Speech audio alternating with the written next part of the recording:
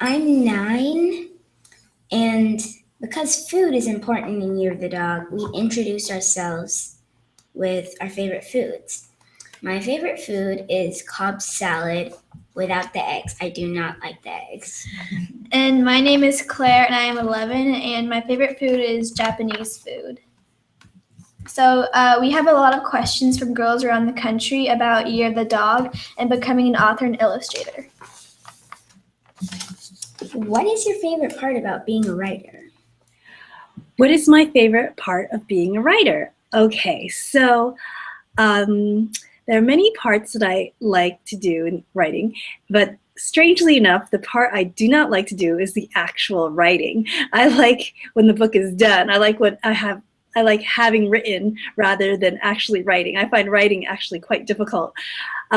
My favorite part of being a writer is having the book finished and then hearing from readers like you tell me how much they enjoyed the book. That really is what makes being a writer the best thing ever.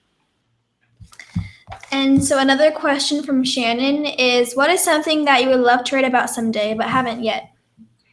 What is something that I would love to write about but I haven't yet? Well, there's a thing that I've been thinking about how I'd love to write about. There's this Japanese idea where when a pot breaks, they mend it with gold because they think that the scars on the pot are something to be valued. And that's kind of like how they think about people, like your experiences are something to be valued. Like maybe you cut yourself and like that scar is something to be valued because it showed the experience that you had. And I've always thought that was a fascinating idea, and I've always tried to figure out how I could write a book about that, but I haven't quite figured it out yet, so maybe someday. A question from Catherine, age 14.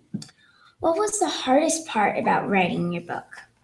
The hardest part about writing my book. Now, I know you've read The Year of the Dog, so the hardest part about writing that book was actually writing it. It was my very first novel. I had never written a novel before. All of my books before that had been picture books. So writing a novel was really difficult, to write something longer than 32 pages. And what was really interesting was because I'd only written picture books before, which you know has a lot of pictures in it, I didn't write any description in my novel because in a picture book you have the pictures that that show you what everything looks like, and in a novel they don't have those pictures. But I was so not used to writing novels and so used to writing picture books that I never wrote any description. And my editor at the publishing company is like, you need to write more description. So I found that really hard to do. So a question from Jessica, age 10. So, hi Grace, I'm an Asian American girl in 5th grade. I really love your books, and I wonder how you can write a book, not how you get your ideas, but how to keep on writing. So that's a really good question. How do you keep on writing? Well, you just keep on writing is, it's not something that's really easy. You just have to sit down and keep going every day, or as often as possible. Sometimes you feel like you don't want to write. Sometimes you feel like what you're writing is not any good, but you have to believe that someday you'll get where you want to go, and you just have to keep working and working and working at it. It's kind of like almost anything that you want to be good at, like playing the violin or even basketball. Like you just have to keep practicing and practicing, and then finally you get to the end of the game. You get to play that piece of music that you've always wanted to play, and or you finally finish writing your book. Cool. A question from Nikta, age 7. Is this about your life? So Nikta wants to know if The Year of the Dog is based on my life. And the answer is yes. The Year of the Dog is very, very much based on my life. I think it is about, I'd say 95% true. So almost everything that happened in The Year of the Dog really did happen in my real life. I did change a couple of things here and there. So, but so many things are the same. The characters' name, almost all the characters' names are the same. My older sister's name really is Lizzie. My younger sister's name really is Kiki, or we call her Kai Kai, but I know most people pronounce her Kiki from the book. And even though everybody knows me as Grace Lin, my Chinese name really is Pacey, so I really am Pacey Lin in the book. Cool. So we have some personal questions that we wrote. So my first question is, do you have any advice for girls who want to be an author? Do I have any advice for girls who want to be an author? So if you want to be an author, there's a couple of things you have to do. Number one is you have to read. You have to read and read and read. Read everything. Even books that you don't think you like, it's good to read them, or you think you're not going to like, it's good because at least then you know what kind of books you don't want to write when you start writing your own. The most important thing is to read as much as you can. So that's number one. The second thing is to always remember that no matter what you're writing at that time, the next thing you're going to write is going to be even better. It's like what I was saying about practicing. You're always going to get better. The more you write, the better writer you will become. So if you're writing something and you give it to somebody to read, and maybe they don't say what you want them to say, you have to remember not to worry about it because your next writing is going to be even better. That no matter what you're writing now, it's not the best thing. The next thing will be. Thanks. So my second question is, what was your childhood like? What was my childhood like? My childhood was very much like the Year of the Dog. I grew up in upstate New York with my parents and my two sisters. And just like in the Year of the Dog, I had an unusual childhood where we were the only Asian family in the whole town. That meant, and not only the only Asian family, we were the only minority family. There was no blacks or no Hispanics. We were the only Asian family. So that kind of gave me a kind of a strange sense of identity.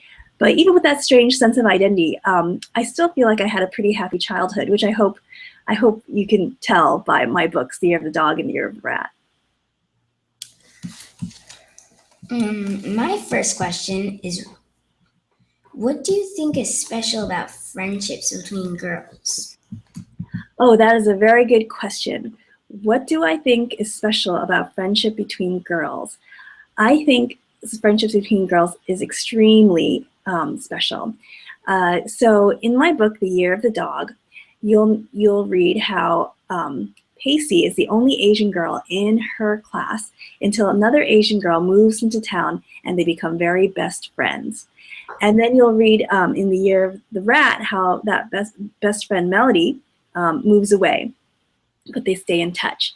Well, this is very much based on my real life. I was the only Asian girl in my classroom, and until another Asian girl moved into town and we became very best friends. And she moved away just like she did in The Year of the Rat. Now, if you remember in The Year of the Dog, Pacey and Melody do lots and lots of silly things. They have crushes on the same boy. They have a crush on Teddy Jackson. They spy on him. And at one point, they think that Teddy Jackson might actually like Pacey back. So Melody makes all these jokes and says, "Oh, when you get married to Teddy Jackson, I'll be your bridesmaid." Well, that really happened in real life, too. The girl that moved nearby, the other Asian girl, her name was actually Alvina. She moved in and we became very best friends. And we did a lot of the same silly things. We had crushes on the same boy. We spied on him. And at one point, the boy that we liked thought might actually like me back. And Alvina made all the same jokes to me. "When you get married to him, I'll be your bridesmaid." Well, we all grew up. I did not marry Teddy Jackson, but she did become my bridesmaid and I became hers because we're actually still best friends to this day. And in fact, I became a children's book author and illustrator as she became a children's book editor. And she actually works with a publishing company that publishes the books The Year of the Dog and The Year of the Rat. And that's why her name is not Alvina in the books. That's why I've changed her name to Melody in the books because she was embarrassed. She didn't want everybody in the office to know that was her. So that's why I think friendships are really important and really special because the friendships that you make right now can be your friendships for life if you want them to be. My second question is, what encouraged you to write Year of the Rat? What encouraged me to write The Year of the Rat? Well, in The Year of the Dog, Pacey and Melody meet And in the Year of the Rat, Melody moves away. And what inspired me is real life, because Alvina moved in, we became best friends, and then she moved away, and it was really hard for me when she moved away. But it was interesting, because if you read in The Year of the Dog, Melody comes and moves into town, and Pacey kind of just forgets about her other friends. She doesn't mean to, but she just kind of ignores them after that. And then when Melody finally moves away in The Year of the Rat, she kind of realizes that she wasn't that good of a friend to her other friends. That as soon as Melody had moved in, she had ignored them, and she feels a little bit bad about that. And so that's kind of one of the things I want to talk about in The Year of the Rat, are those kind of issues. Okay. And my last question is, what would you say to a kid who loves to draw? What would I say to a kid that loves to draw? I would say the same thing as I do to a kid that loves to write. You have to practice, practice, practice, and draw and draw and draw as much as you can. The difference between drawing and writing, though, is that when I tell a writer that they must read a lot, I'm telling an artist that they must look a lot. And that seems strange, because you see things all the time, but you have to really look.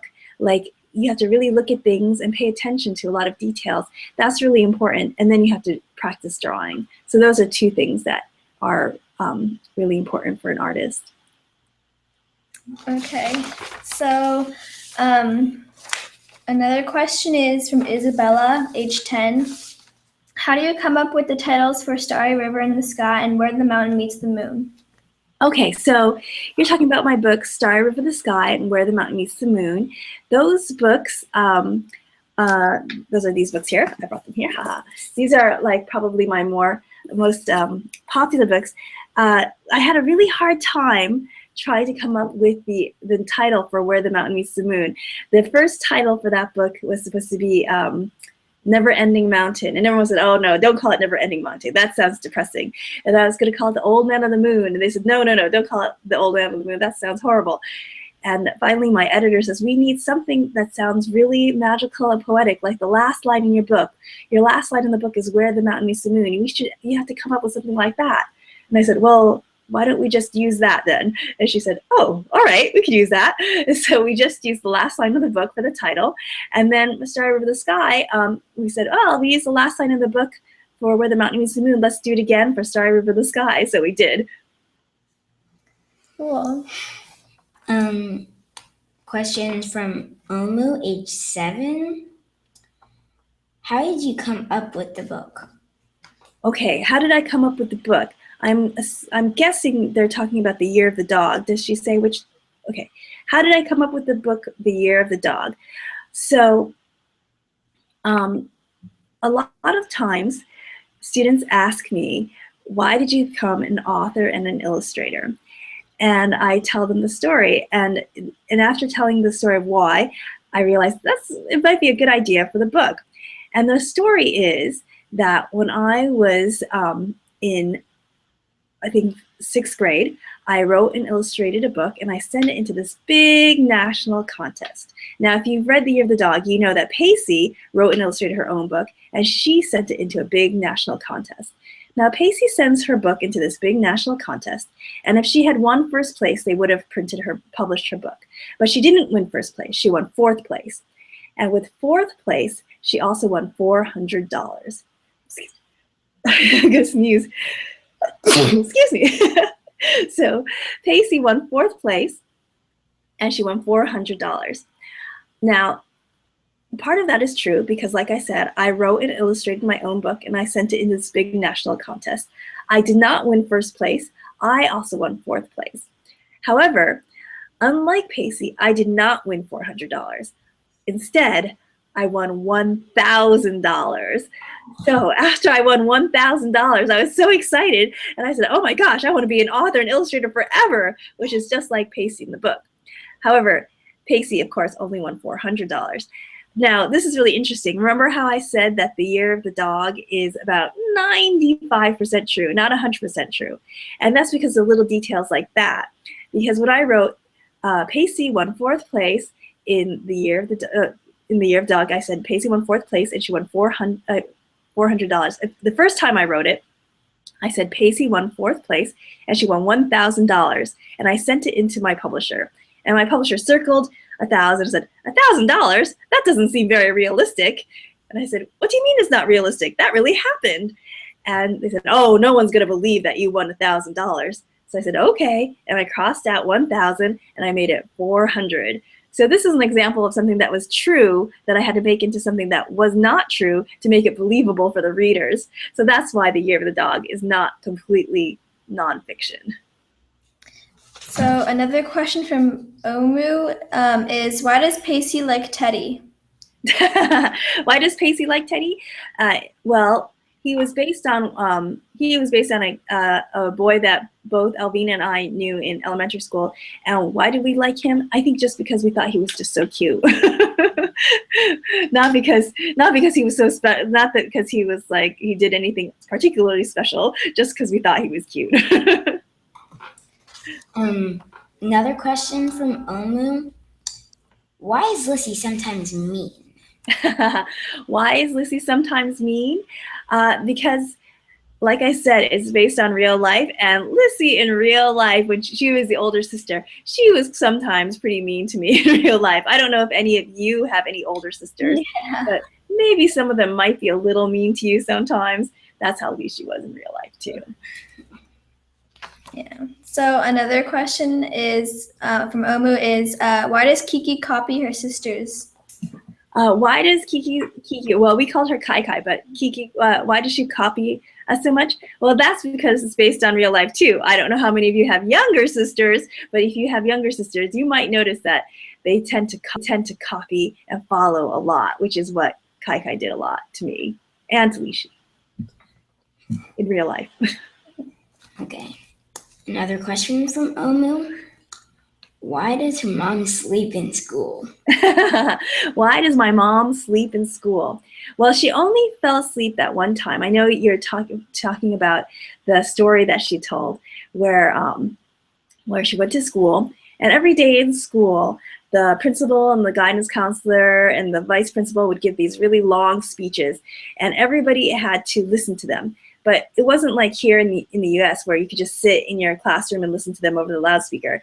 No, in Taiwan, when she went to school, everybody had to walk outside and stand in perfectly straight rows while the principal and vice principal and guidance counselor sat on this big podium and gave these really long, long speeches.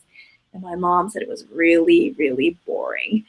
And one day they had a special speaker who probably wasn't used to speaking to kids or speaking at all in big groups, because when he got up, he started talking and no one could understand a word he was talking about. He was like mumbling like, oh, and my mom said it was so boring and it was so hot outside, and she said his voice was kind of like a lullaby, and suddenly she was standing and her eyes started to close and her head started to droop, and whoop, she fell asleep.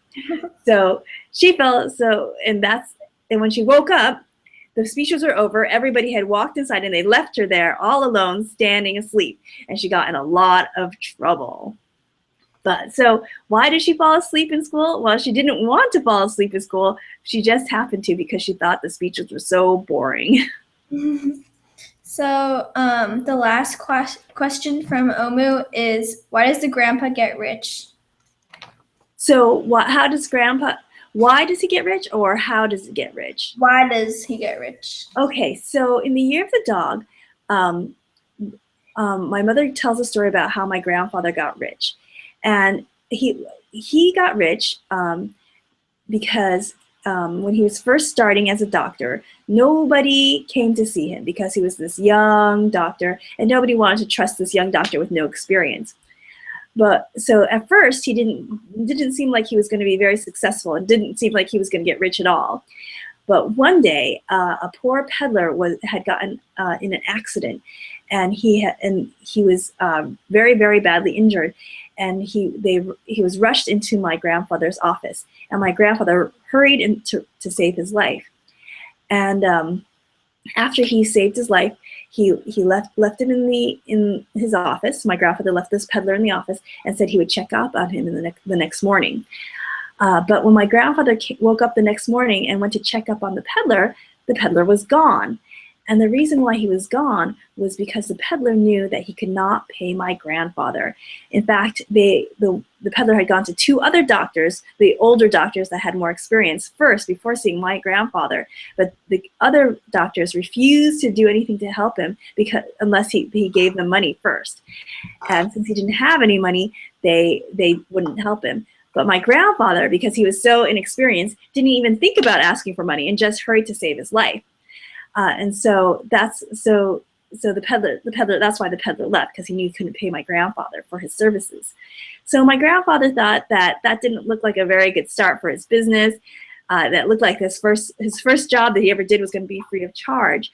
But everybody in the village heard this story, and they thought, hey, if I'm badly injured, do I want to go to a doctor that says, hey, give me money first, or do I want a doctor that's just going to save my life first? And they said, I want to go to the doctor that just saves my life first. And so they stopped seeing those other doctors. They got so mad at those other doctors that said, hey, you have to pay me money first, that they said, we're not seeing you anymore. We're going to go to the doctor that just cares about our lives first. And so then suddenly he got everybody in the town came to him, and he had more patients than he could handle. And that's how he got rich, because he had so many patients. All the other patients left the other doctors and came to him. So that's why he got rich, because he did that job for free, I guess. Well, not really for free, because he didn't care about the money. He cared more about saving people's lives.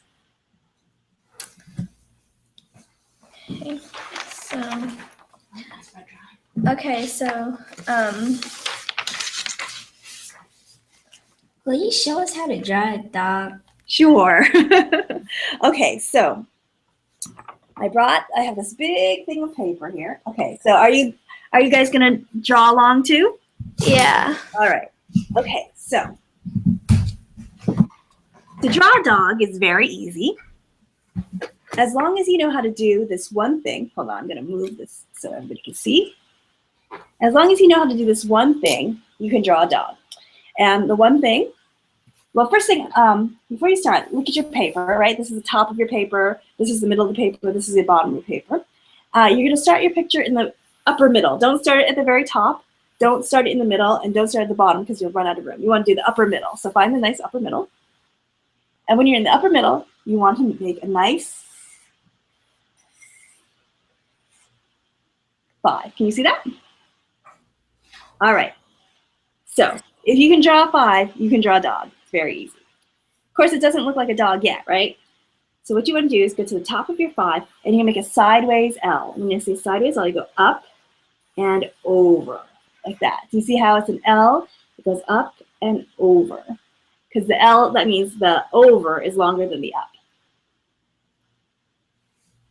All right. From the sideways L, you're going to make a nice long U.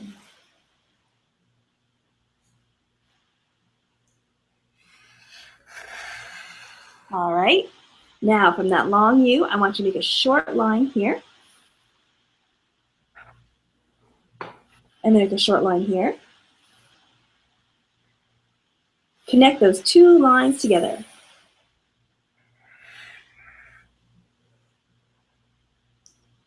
All right. Now, you're going to make another short line here. You're going to make another short line here. And connect those 2 lines together. See how that's the collar? Yeah. All right. Now, from the bottom of the collar, I want you to make the upper leg. All right. And now, to the collar, you can make the tag. All right. Now, go to the back of the collar, and then you can make a line that goes straight down. This is the dog's back.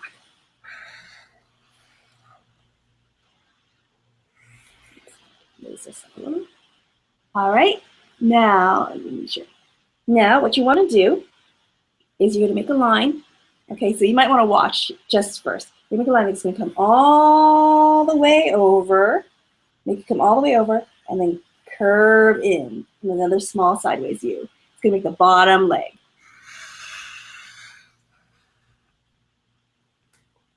All right. Now connect those two U's together. All right, now give your dog a nice tail. Give your dog a nice spot. Give your dog a nice eye so he can see. Give your dog a nice nose so he can smell. And then you let him bark.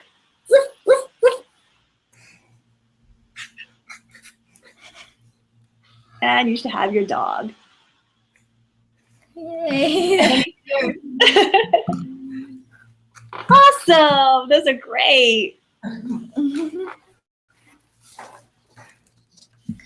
Okay, so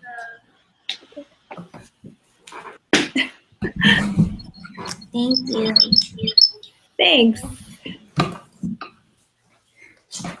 so thank you, Grace, for talking with us. If people want to learn more, what should they do? So, I'm really glad that you read The Year of the Dog. I hope you guys get a chance to read some of my other books.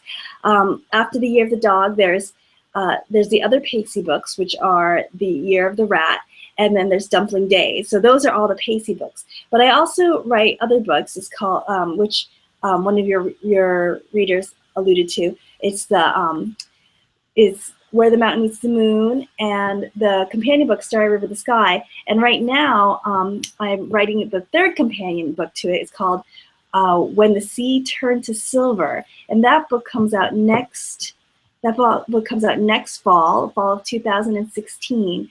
And I hope you guys get a chance to read those too. And if you'd like to know when that book comes out exactly, it'd be great to sign up for my newsletter, and then I'll let you know exactly when any of my new books come out. So please do sign up. Okay. Thank you. Thank you. Thank you. Bye. Bye.